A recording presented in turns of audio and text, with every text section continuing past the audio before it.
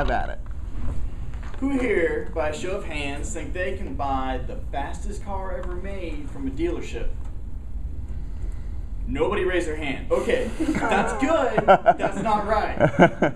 By modifying a car yourself, you can make it faster than any dealership's car.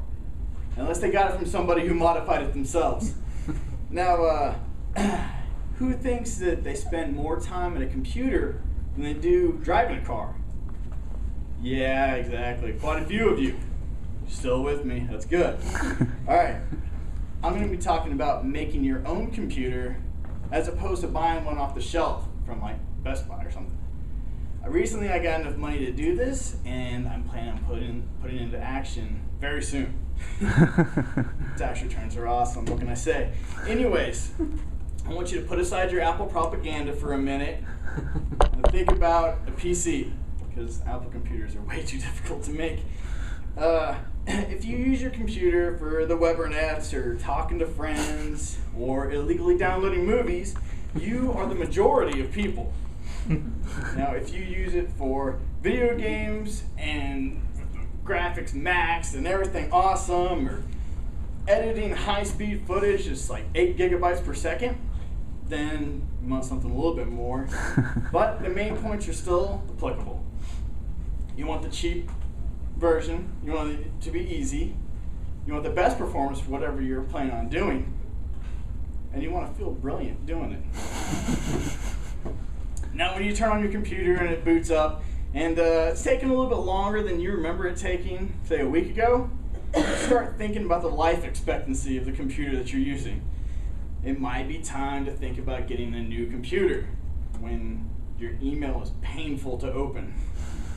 Now, money usually comes in a factor here, and you're probably going to just go down to the store and buy another piece of junk, just like you did last time, that has 250 different applications for viewing pictures and doing things that you'll never do with your computer.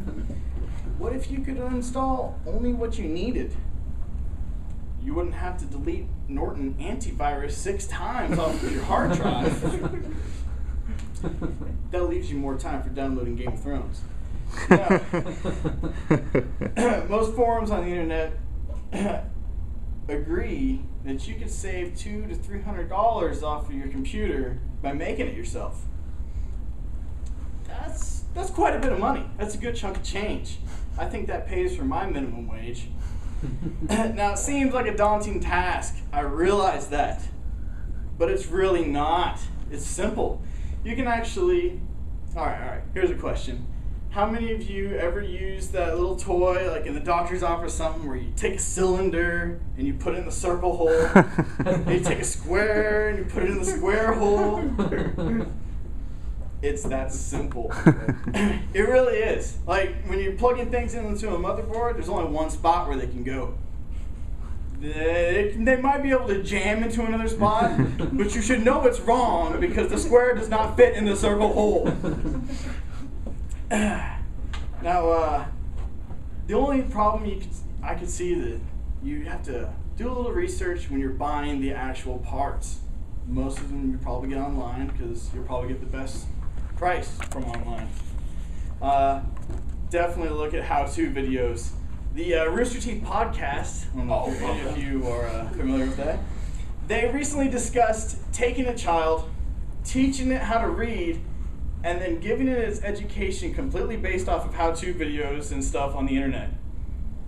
You could be that kid. Think about it. Now, people have been making computers for decades, and you will not be the first. Now, a simple Google search will net about 602 million pages of how to make your own computer. You might not be the first, but you might be the first among your friends. Or if you're not, then you have a friend that can help you make the computer. It's a win-win situation. When you make something yourself, it also gives you a deep sense of pride. If you've never made anything before, take my word for it. It gives you a deep sense of pride. But you might want to start with something a little more simple, like eggs or something. I don't know. So it's not so complicated as you might think it is. Doing the right research you'll see that you can save a lot of money, you'll have a nicer computer, and your friends will think you're a genius. Please put Apple out of business. Thank you.